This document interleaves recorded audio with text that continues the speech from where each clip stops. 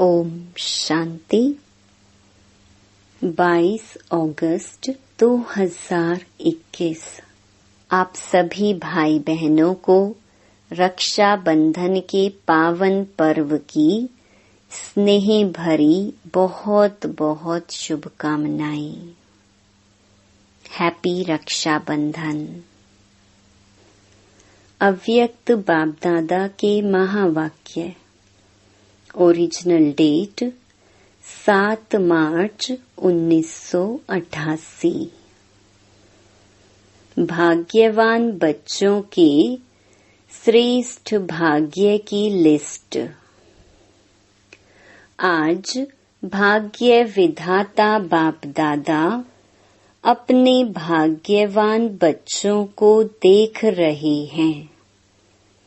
हर एक ब्राह्मण बच्चे का भाग्य दुनिया की साधारण आत्माओं में से अति श्रेष्ठ है, क्योंकि हर एक ब्राह्मण आत्मा कोटों में से कोई और कोई में भी कोई है। कहाँ 550 करोड़ आत्माएं और कहाँ आप ब्राह्मणों का छोटा सा संसार है। उन्हों के अंतर में कितने थोड़े हो। इसलिए अज्ञानी अनजान आत्माओं के अंतर में आप सभी ब्राह्मण श्रेष्ठ भाग्यवान हो। बाप दादा देख रहे हैं कि हर एक ब्राह्मण के मस्तक पर भाग्य की रेखा बहुत स्पष्ट तिलक के समान चमक रही है। हद के ज्योतिषी हाथों की रेखा देखते हैं, लेकिन यह दिव्य ईश्वरीय भाग्य की रेखा हरेक के मस्तक पर दिखाई देती है। जितना श्रेष्ठ भाग्य उतना भाग्यवान बच्चों का मस्तक सदा अलौकिक लाइट में चमकता रहता है। भाग्यवान बच्चों की और निशानियां क्या दिखाई देंगी? सदा मुख पर ईश्वरीय रूहानी मुस्कुराहट अनुभव होगी। भगवान के नयन अर्थात दिव्य दृष्टि किसी को भी सदा खुशी की लहर उत्पन्न कराने के निमित्त बनती है। जिसको भी दृष्टि मिलेगी वह रूहानियत का, रूहानी बाप का, परमात्म याद का अनुभव करेगा। भाग्यवान आत्मा के संपर्क में हर एक आत्मा को हल्कापन अर्थात लाइट की अनुभूति होगी। ब्राह्मण आत्माओं में भी नंबरवार तो अंत तक ही रहेंगे, लेकिन निशानियां नंबरवार सभी भाग्यवान बच्चों की हैं। आगे और भी प्रत्यक्ष होती जाएंगी। अभी थोड़ा समय को आगे बढ़ने दो।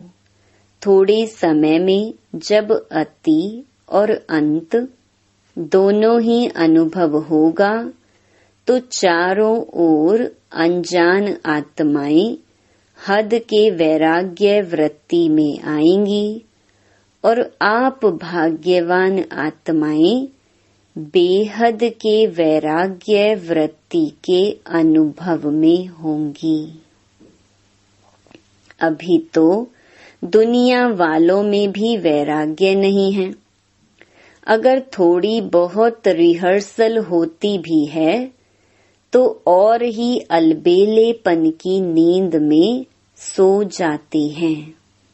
कि यह तो होता ही रहता है, लेकिन जब अति और अंत के नजारे सामने आएंगे तो स्वतः ही हद की वैराग्य वृत्ति उत्पन्न होगी और अति टेंशन तनाव होने के कारण सभी का अटेंशन ध्यान एक बाप तरफ जाएगा। उस समय सर्व आत्माओं की दिल से आवाज निकलेगी कि सबका रचयिता सभी का बाप एक है और बुद्धि अनेक तरफ से निकल एक तरफ स्वतः ही जाएगी। ऐसे समय पर आप भाग्यवान आत्माओं की बेहद के वैराग्य वृत्ति की स्थिति स्वतः और निरंतर हो जाएगी और हरेक के मस्तक से भाग्य की रेखाएं स्पष्ट दिखाई देंगी। अभी भी श्रेष्ठ भाग्यवान बच्चों की बुद्धि में सदा क्या रहता? भगवान और भाग्य। अमृत वेले से अपने भाग्य की लिस्ट निकालो। भाग्यवान बच्चों को अमृत वेले स्वयं बाप उठाते भी हैं और आह्वान भी करते हैं। जो अति स्नेही बच्चे हैं उन्हों का अनुभव है कि सोने भी चाहें तो कोई सोने नहीं दे रहा है, कोई उठा रहा है, बुला रहा है। ऐसे अनुभव होता है ना। अमृत वेले से अपना भाग्य देखो।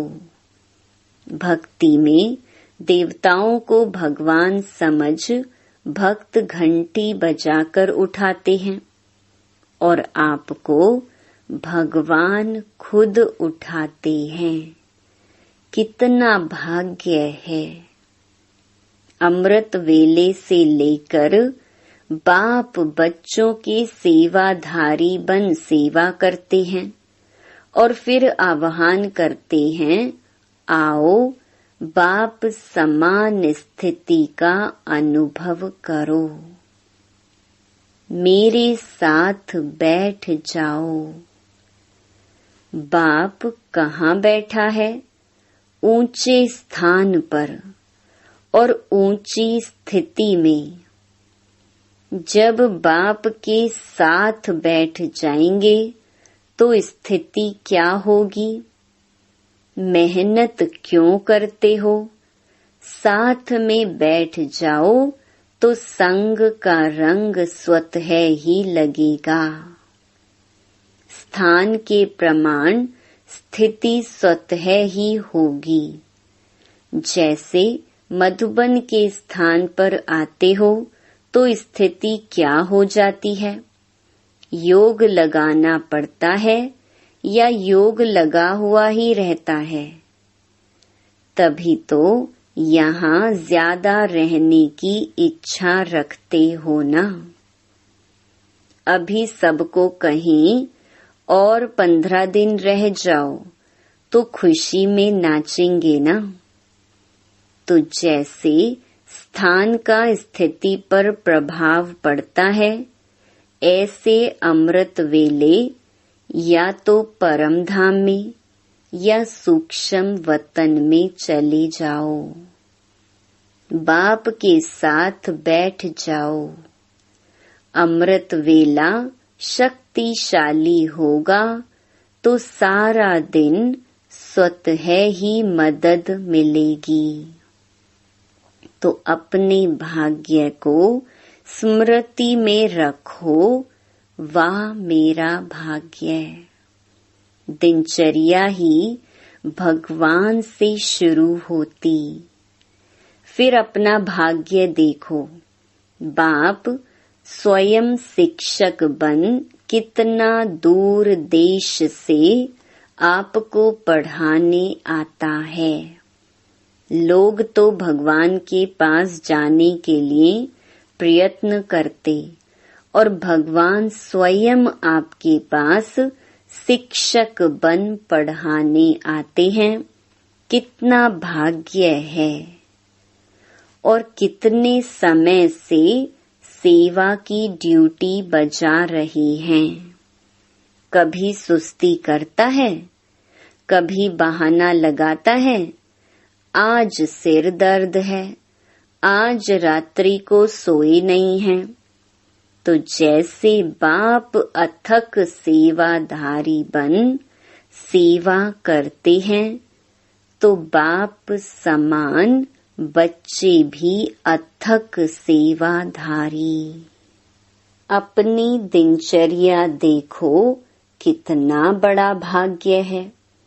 बाप सदा स्नेही सिकिलधे बच्चों को कहते हैं, कोई भी सेवा करते हो, चाहे लौकिक चाहे अलौकिक, चाहे परिवार में चाहे सेवा केंद्रों पर, कोई भी कर्म करो, कोई भी ड्यूटी बजाओ, लेकिन सदा यह अनुभव करो कि करावनहार करा रहा है, मुझ निमित्त करनहार द्वारा।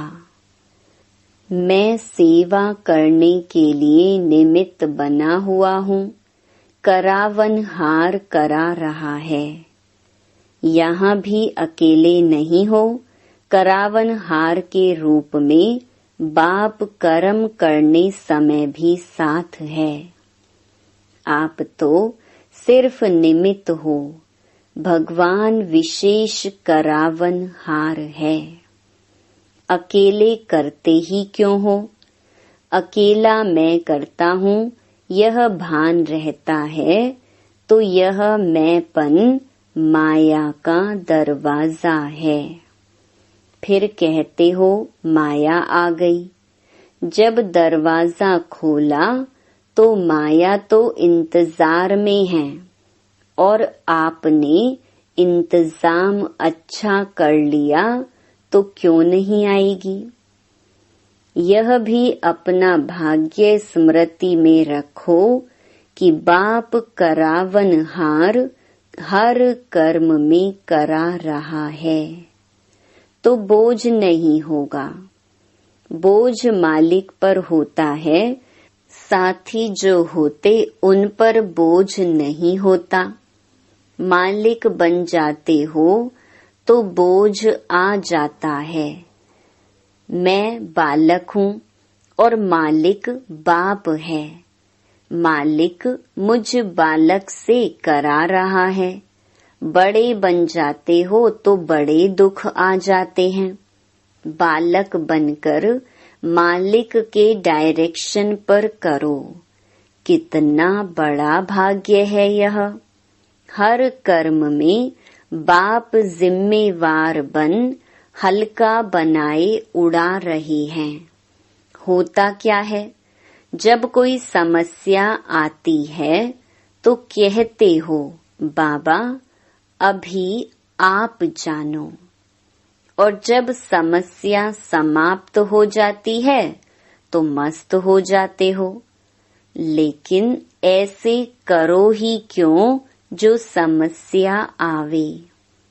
करावनहार बाप के डायरेक्शन प्रमाण हर कर्म करते चलो तो कर्म भी श्रेष्ठ, और श्रेष्ठ कर्म का फल सदा खुशी, सदा हल्कापन, फरिश्ता जीवन का अनुभव करते रहेंगे।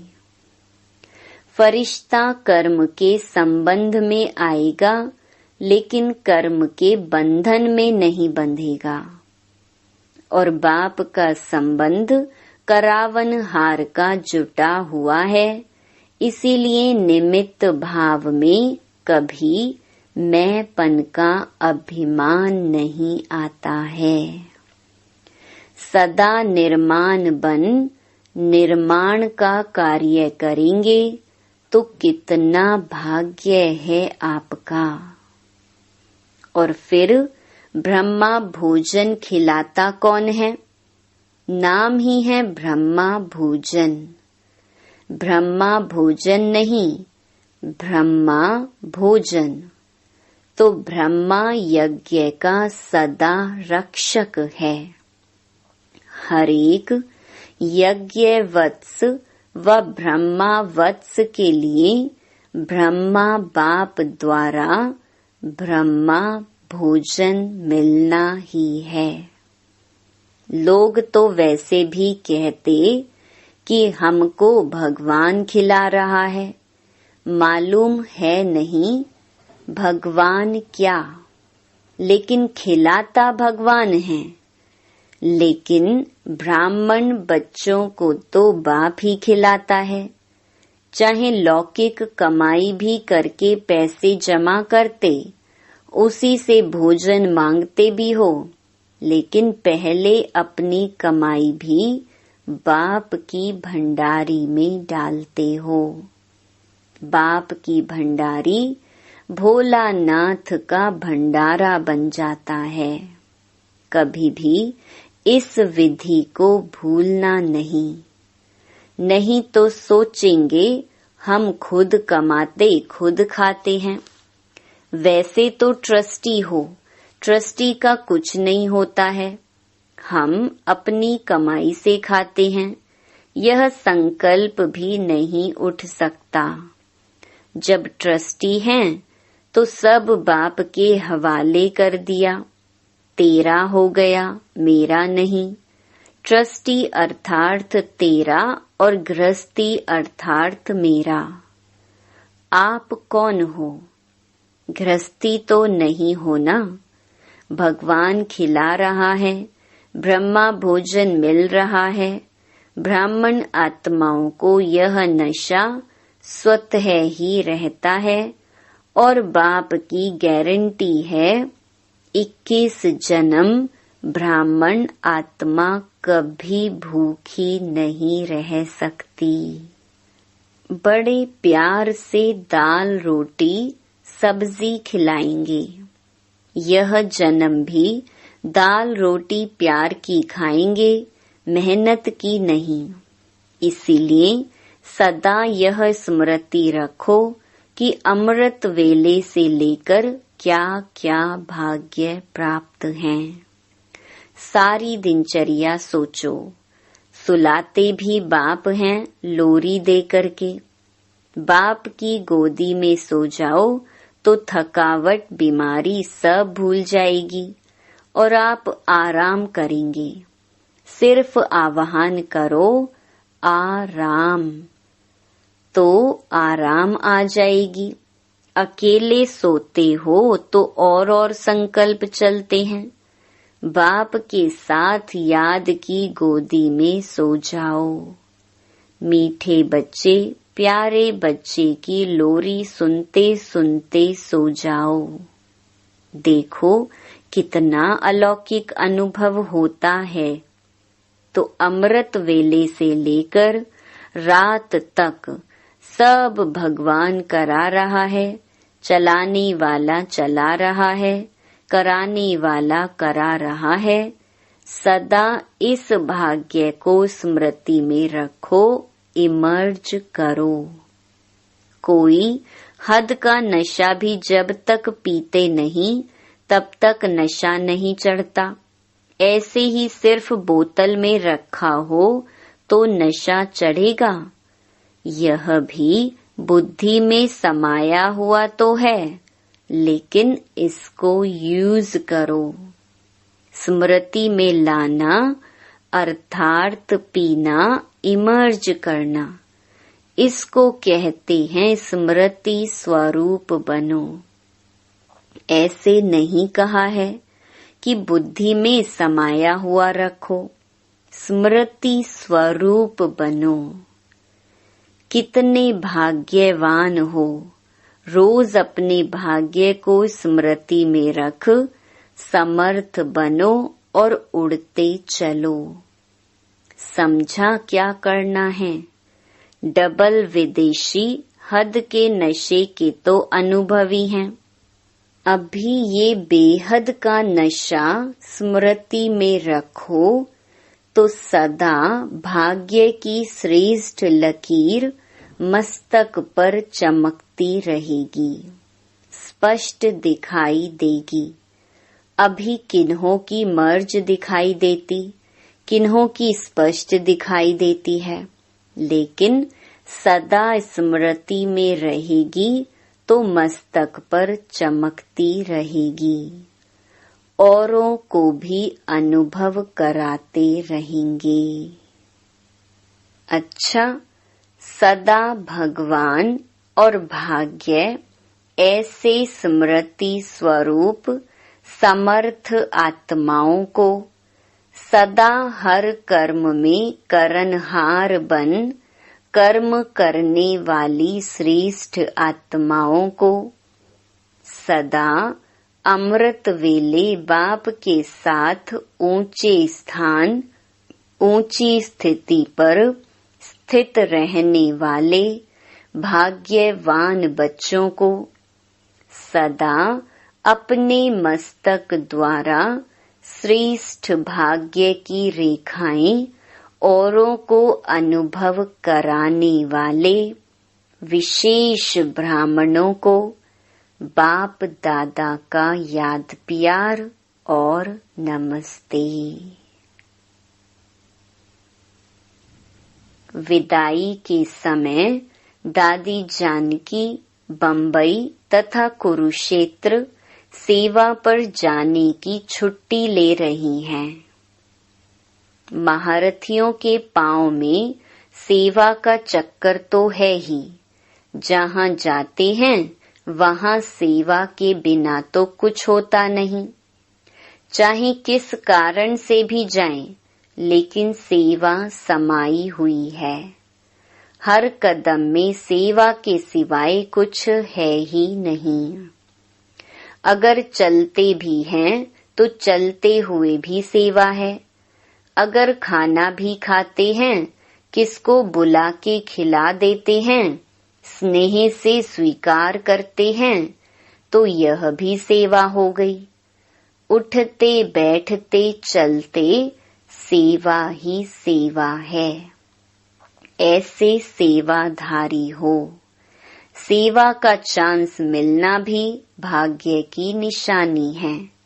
बड़े चक्रवर्ती बनना है तो सेवा का चक्कर भी बड़ा है। अच्छा, वरदान। तमोगुणी वायुमंडल में अपनी स्थिति एक रस अचल अडोल रखने वाले मास्टर सर्वशक्तिमान भव। दिन प्रतिदिन परिस्थितियां अति तमो प्रधान बननी हैं।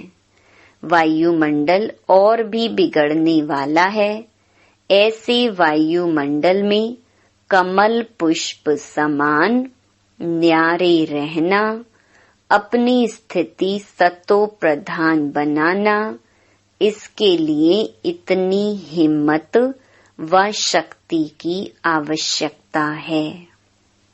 जब यह वरदान स्मृति में रहता कि मैं मास्टर सर्वशक्तिमान हूँ, तो चाहे प्रकृति द्वारा, चाहे लौकिक संबंध द्वारा, चाहे दैवी परिवार द्वारा कोई भी परीक्षा आ जाए, उसमें सदा एक रस अचल अडोल रहेंगे। स्लोगन।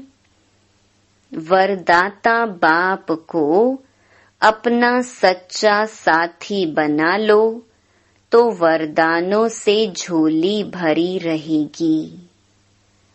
ओम शांति।